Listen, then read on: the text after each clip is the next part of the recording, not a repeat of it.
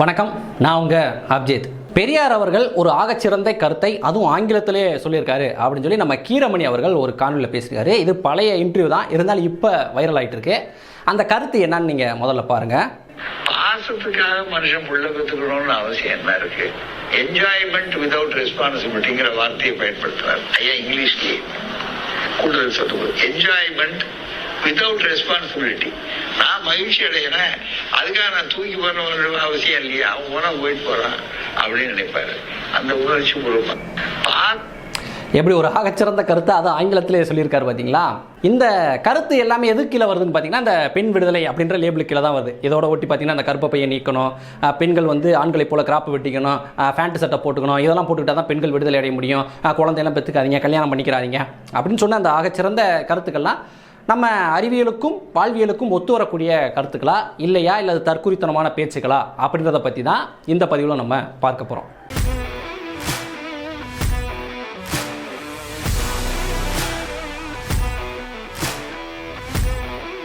ராமசாமியினுடைய கருத்துக்கள் ஆகிற கருத்தா இல்லை ஆகாத கருத்தா அப்படின்றத பார்க்கறதுக்கு முன்னாடி நம்ம இன்னைக்கு நான் இந்த காணொலியில் பேசிகிட்டு இருக்கேன், நீங்கள் இந்த காணொலியை பார்த்துக்கிட்டு இருக்கீங்கன்னா நம்ம இந்த இடத்துக்கு வந்திருக்கோம் இல்லையா, மனித வரலாற்றில் இந்த இடத்துக்கு நம்ம இன்றைக்கி வந்திருக்கோம் இல்லையா, இந்த இடத்துக்கு நம்ம எப்படி வந்தோம் அப்படின்றத தெரிஞ்சுக்கணும். நம்ம இன்று அனுபவித்து கொண்டிருக்கக்கூடிய இந்த அறிவியல் வளர்ச்சியாக இருக்கட்டும், அல்லது இந்த தத்துவார்த்தம், அரசியல், பொருளாதாரம், இந்த வளர்ச்சிகள் எல்லாமே ஒரே நாள்லேயோ இல்லை ஒரே தலைமுறையிலேயோ நடந்தது கிடையாது. இது எல்லாம் வளர்ந்து வர்றதுக்கு பல ஆயிரம் ஆண்டுகள் ஆயிருக்கு. இந்த மனித நாகரிகத்தினுடைய வளர்ச்சியை நம்ம எதோடு ஒப்பிடலாம் அப்படின்னா, இந்த ரிலே ஓட்டப்பந்தயம் இருக்குது பார்த்தீங்களா, ஒரு வீரர் வந்து ஒரு ஓட்டப்பந்தய வீரர் வந்து ஒரு குச்சியை கையில் வச்சுக்கிட்டு வேகமாக ஓடுவார். அவர் தளர்வடையும் போது அதை இன்னொரு கையில் வந்து கொடுப்பார். அந்த ஓட்டப்பந்தய வீரர் வந்து வாங்கிட்டு கொஞ்சம் தூரம் ஓடுவார். அவரால் முடியலன்னு இன்னொரு ஓட்டப்பந்தய வீரர்கிட்ட கொடுப்பார். இந்த மாதிரி மாறி மாறி அந்த குச்சி கைமாறி எப்படி ஓடிக்கிட்டே இருக்குமோ, அதே போல தான் மனித நாகரிகத்தினுடைய வளர்ச்சி என்பது அடுத்தடுத்த தலைமுறைக்கு கைமாறி வந்து தான் நம்ம இன்றைக்கி இந்த அளவுக்கு வளர்ந்து நிற்கிறோம். மனிதனுடைய மிகச்சிறந்த கண்டுபிடிப்பு ரெண்டு வந்து சொல்லுவாங்க. என்னென்னா, ஒன்று நெருப்பு, இன்னொன்று சக்கரம். ஆனால் இது ரெண்டையும் கண்டுபிடிச்சவங்க நம்ம தலைமுறையை சேர்ந்தவங்க கிடையாது. பல ஆயிரம் ஆண்டுகளுக்கு முன்னாடி ஆதி மனிதர்கள் கண்டுபிடிச்சது. ஆனால் அந்த நெருப்பை கண்டுபிடித்த, சக்கரத்தை கண்டுபிடித்த ஆதி மனிதர்கள் ரயில் இன்ஜினை வந்து கண்டுபிடிக்கல. ஆனால் அந்த ரயில் இன்ஜினுடைய அடிப்படையே அந்த நெருப்பும் சக்கரம் தான். ஆனால் இது ரெண்டுக்கும் அந்த ஆதி மனிதர்களுக்கும் எந்த விதமான தொடர்பும் கிடையாது. அவங்க நெருப்பை கண்டுபிடிச்சவங்க அதுக்கு அடுத்த தலைமுறையினருக்கு நெருப்பை எப்படி பயன்படுத்தணும் அப்படின்னு வந்து சொல்லி கொடுத்துருப்பாங்க. அதை வைத்துக்கொண்டு அவங்க உணவு சமைச்சிருப்பாங்க, அப்புறம் குளிர் காஞ்சிருப்பாங்க, விலங்குகளை வேட்டையாடுறதுக்கு பயன்படுத்தியிருப்பாங்க. அதுக்கு அடுத்த தலைமுறை வந்து அந்த இதை வைத்துக்கொண்டு நீரை சூடு பண்ணியிருப்பாங்க. அந்த நீர்லேருந்து ஆவி வரதை கண்டுபிடிச்சிருப்பாங்க. அந்த நீராவியை அடைச்சி வச்சா ஒரு அழுத்தம் உருவாகிறத கண்டுபிடிச்சிருப்பாங்க. அந்த அழுத்தத்தை பயன்படுத்தி கொண்டு ஒரு பொருளை நகர்த்த முடியும்னு கண்டுபிடிச்சிருப்பாங்க. அந்த பொருள் நகர்றதுக்கு ஒரு சக்கரம் தேவைப்படும் அப்படின்றதையும் அவங்க உணர்ந்திருப்பாங்க. இந்த மாதிரி அந்த கண்டுபிடிப்பு, அந்த நெருப்பும் சக்கரமும் பல ஆயிரம் ஆண்டுகளுக்கு முன்னாடி கண்டுபிடிக்கப்பட்டு அப்படியே கொஞ்சம் கொஞ்சமாக அது அடுத்தடுத்த தலைமுறைகளுக்கு அந்த அறிவி கடத்தப்பட்டு கடைசியில் ரயில் இன்ஜினாக வந்து அது உருவாகி நின்றுச்சு. இன்றைக்கி பார்த்திங்கன்னா நம்ம புல்லட் ட்ரெயின் வரைக்கும் கண்டுபிடிச்சிட்டோம். அதே போல் தான் செல்ஃபோனாக இருக்கட்டும், எல்லாமும் அதே போல் இந்த தத்துவார்த்த வளர்ச்சிகள்.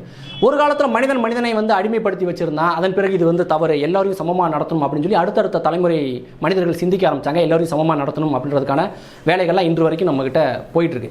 இந்த மாதிரி அரசியல் ரீதியாகவும் சரி, பொருளாதார ரீதியாகவும் சரி, தத்துவார்த்த ரீதியாகவும் சரி, எல்லாமே ஒரே நாளில் உருவாகலை. அடுத்தடுத்த தலைமுறைகள் மூலமாக தான் இது உருவாயிருக்கு. அப்போ இதுலேருந்து என்ன புரிஞ்சுக்க முடியுது? நாம் இன்று பேசக்கூடிய அறிவியல் பகட்டு, அந்த திமிர்த்தனம் எல்லாத்துக்கும் காரணம் நம்மளுடைய முன்னோர்களுடைய உழைப்பு தான். இன்று வந்து நான் பெரிய மெத்த படிச்சுட்டேன், நான் மேதாவி, பெண்களுக்கு விடுதலை கொடுக்க போகிறேன், கருப்பப்பையை பூரா வெட்டி எறிங்க அப்படின்னு சொல்லுவாங்கன்னா அதன் மூலமாக என்ன நடக்கும் அப்படின்னா, மனித தலைமுறையினர் தான் வந்து உருவாகிறது தடுக்கப்படும். அதன் மூலமாக பெண்ணுக்கு விடுதலை கிடைக்குமா அப்படின்னா அதில் எந்த விதமான லாஜிக்கும் கிடையாது. மனிதனே இல்லாத போது, அடுத்தடுத்த தலைமுறைகளே இல்லாத போது பெண்ணுக்கு விடுதலை இருந்தா என்ன, இல்லைன்னா என்ன, இதில் ஏதாவது ஒரு லாஜிக் இருக்கான்னு யோசிச்சு பாருங்கள். இப்போ பெரியார் பேசுனது எவ்வளோ பெரிய ஒரு பைத்தியக்காரத்தனம் அப்படின்றதுக்கு ஒரு சின்ன எடுத்துக்காட்டு சொல்கிறேன். இப்போ உங்கள் நண்பர்கள்ட்ட போய் நீங்கள், மச்சான் அந்த கை வந்து வலிக்குதுரா, கீழே விழுகும்போது ஊட்டிட்டும் பொழுது ரொம்ப வலிக்குது, என்னடா பண்ணலாம் அப்படின்னானே ஒரு நல்ல தெளிவான மனநிலையில் இருக்கக்கூடிய ஒரு நண்பன் என்ன சொன்னால், அப்படியாடா போய் ஸ்கேன் எடுத்து பாரா, டாக்டரை பாரு, இல்லை நம்மளுக்கு தெரிஞ்சவர் இருக்காரா, நல்லா கட்டு போடுவாரா, அது சரியாயிரும்டா அப்படின்னு சொல்லுவான். இப்படி தான் அந்த கை, உடைந்த கை இல்லை வலிக்கக்கூடிய கையை எப்படி சரி பண்ணுறதுக்கான வழியை சொல்லுவான். அதை விட்டுவிட்டு, மச்சான் உனக்கு கை வலிக்குதா, கையை வெட்டிடுறா, அது இருக்கிறனால தான் உனக்கு வலிக்குது, அதை வெட்டி பொறிஞ்சிடறா அப்படின்னு வந்து சொல்லுவான்னா நீங்கள் அவனை எப்படி பார்ப்பீங்க? யாரா அவன் சைக்கோ கொலகாரனாக இருப்பான் போல அப்படின்னு தானே பார்ப்பீங்க. அந்த மாதிரியான ஒரு சைக்கோத்தனமான ஒரு பேச்சு தான் கர்ப்பப்பையை வெட்டி எறிங்க அப்படின்றது. ஒரு பெண் அவளுடைய உடல்லிருந்து ஒரு உறுப்பை இழந்தால் மட்டும்தான் அவளுக்கு விடுதலை கிடைக்கும் அப்படின்னு சொல்லுவது எந்த விதத்தில் நியாயம் அப்படின்றது புரியலை. ஏன்னா அந்த சமூகத்தில் ஒரு பெண் பெண்ணாக இருக்கும்போது அவள் உடல் உறுப்பு எல்லாமே அவகிட்ட இருக்கும்போதே அவளுக்கு இங்கே அனைத்தும் சமமான வாய்ப்புகளும் வழங்கப்பட வேண்டும். ஒரு ஆணுக்கு அரசியல் ரீதியாக என்ன அதிகாரங்கள், என்ன வாய்ப்புகள் வழங்கப்படுதோ அதே வாய்ப்புகள் ஒரு பெண்ணுக்கு வழங்கப்படணும். ஒரு ஆணுக்கு வேலை வாய்ப்பில் என்ன மாதிரியான வாய்ப்புகளும் என்ன மாதிரியான சம்பளமும் கிடைக்குதோ அந்த வாய்ப்புகள் அனைத்து பெண்ணுக்கும் வழங்கப்படணும். ஒரு ஆண் எப்படி அவன் குடும்பத்தில் சம்பாதிக்கக்கூடிய பணத்தை வேறு இடங்களில் முதலீடு செய்வதற்கு அவனுக்கு சுதந்திரம் இருக்கோ, அதே மாதிரி ஒரு பெண்ணுக்கும் அவருடைய பொருளாதாரத்தை வேறு இடத்துல சுதந்திரமாக முதலீடு செய்வதற்கான வாய்ப்புகளும் இருக்க வேண்டும். இது எல்லாம் சேர்ந்து தான் ஒரு பெண்ணுடைய விடுதலை அப்படின்னு சொல்கிறது. ஒரு ஆணுக்கு நிகரான அரசியல் ரீதியான பொருளாதார ரீதியான வாய்ப்புகளை பெறுவதுதான் பெண் விடுதலை. அதை விட்டு நீ கற்பப்பையை வெட்டியேறி, கையை வெட்டியேறி, முடியை வெட்டியேறி அப்படின்னு சொல்வதெல்லாம் எந்த விதத்திலும் ஒரு அறிவார்ந்த பேச்சே கிடையாது. அது மட்டும் இல்லாமல் இவர்கள் சொல்கிறாங்க இல்லையா, ஒரு ஆண் மாதிரி நீ முடி வெட்டுக்க, ஒரு ஆண் மாதிரி நீ சட்டை போட்டுக்க அப்படின்னு சொல்லுவதே ஆண் தான் நீங்கள் உயர்ந்தவன், ஒரு பெண் தோற்றம் அப்படின்றது மலிவானது, ஒரு பெண் தோற்றம் அப்படின்றது இழிவானது, எனவே நீ பெண் தோற்றத்திலிருந்து ஒரு ஆண் தோற்றமாக மாறு அப்படின்னு சொல்லுவதும் மீண்டும் என்னன்னா ஒரு பெண்ணுன்றவ இழிவானவ தான், அவளுடைய தோற்றம் என்பது இழிவானதான், அவளுடைய உடல் உறுப்புகள் இழிவானது தான், இங்கே ஆண் தான் உயர்ந்தவன் அப்படின்றதான் அதுவும் காட்டுது. ஒரு பெண்ணை நீ ஆண் மாதிரி சட்டை பேண்ட் போட்டுக்க அப்படின்னு சொல்லுவதும் ஒரு ஆணாதிக்க சிந்தனை தான். இதை பேசுறதுக்கு என்னமோ பெரியாரை ஒரு பெரிய பெண்ணியவாதி மாதிரி பேசுவதெல்லாம் பைத்தியக்காரத்தனம். ஒரு பெண் பெண்ணாக இருக்கும் போதே, அவளுக்கு இயற்கையாக இருக்கக்கூடிய அனைத்து உடல் உறுப்புகளும் அவளுக்கு இருக்கும் போதே, அவள் சேலை கட்டியிருக்கும் போதே, அவள் நீளமாக முடி வச்சிருக்கும் போதே அவளுக்கு இந்த சமூகத்தில் ஆணுக்கு கிடைக்கக்கூடிய அனைத்து சுதந்திரங்களும் வாய்ப்புகளும் அவளுக்கும் சமமாக கிடைக்க வேண்டும். அதுதான் உண்மையான பெண்ணிய விடுதலை. அவளாக இருக்கும்போதே அவளுக்கு எல்லாமே கிடைச்சாதான் அது விடுதலை. அதை விட்டுவிட்டு அவள் முடியை வெட்டிக்கணும், கற்பப்பையை வெட்டிக்கிட்டா தான் கிடைக்கும் அப்படின்றதே ஒரு ஏமாற்று வேலை, அயோக்கியத்தனமான பேச்சு. இது புரியாமல் இங்கே இருக்கக்கூடிய நிறைய பெண்கள்லாம் பெரியார் என்ன சொல்லியிருக்காரு தெரியுமா அப்படின்னு பேசுவதெல்லாம் உண்மையிலே காலக்கூடியான விஷயங்கள் தான். எதற்கு தொடர்ந்து இந்த மாதிரியான அயோக்கியத்தனமான பேச்சுக்களை இந்த கூட்டம் தொடர்ந்து பேசிக்கிட்டே இருக்குன்னா, இவங்க ஹைலைட்டாக ஒரு வார்த்தை வச்சுருக்காங்கல்ல, என்ஜாய்மெண்ட் வித்தவுட் ரெஸ்பான்சிபிலிட்டி அப்படின்னு.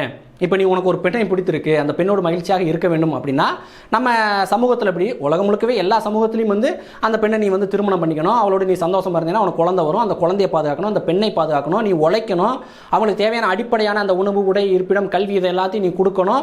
அது மாதிரி நிறைய பொறுப்புகள் இருக்குது. நீ அந்த பொண்ணோட சந்தோஷமாக இருந்துக்க, ஆனால் அதுக்கான பொறுப்பையும் நீ ஏற்று நடத்த வேண்டும் அப்படின்றது தான் எல்லா மதங்களும் எல்லா சமூகங்களும் சொல்லிக்கிட்டு இருக்கு.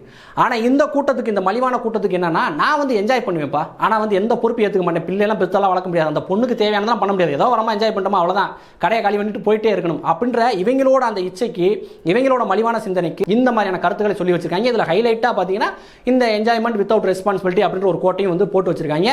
ஆனால் இது எல்லாத்தையும் இவங்க பெண் விடுதலை அப்படின்றதுக்கு கீழே பேசுறாங்க பார்த்தீங்களா, இதுதான் இவங்க இவ்வளோ நாள் பண்ணிக்கிட்டு இருக்கக்கூடிய மிகப்பெரிய ஒரு அயோக்கியத்தனம். என்னுடைய வேண்டுகோள் இந்த பெரியாரிஸ்டர் நான் வைக்கிறது என்னன்னா, நீங்கள் தயவு செஞ்சு இந்த பெரியாரினுடைய ஆகச்சிறந்த கருத்துக்களை ஏற்றுக்கொண்டு அதை வாழ்வியை நெறியாக வைத்துக்கொண்டு வாழுங்க அப்படின்னு தான் நான் கேட்டுக்கிறேன். நீங்கள்லாம் கற்பப்பையை வெட்டிக்கங்க, என்ஜாய்மெண்ட் வித்தவுட் ரெஸ்பான்சிபிலிட்டின்னு சொல்லிட்டு எந்தவித பொறுப்பும் இல்லாமல் குழந்தையெல்லாம் பெற்றுக்காமல் ஜாலியாக உங்கள் தலைமுறையில் என்ஜாய் பண்ணுங்கள், அப்படியே செத்து போயிருங்க. ஏன்னா நீங்கள்லாம் அடுத்த தலைமுறைக்கு இருக்கவே வேண்டியதில்லை, உங்களுடைய கருத்துக்கள் அந்த லட்சணத்தில் இருக்குது.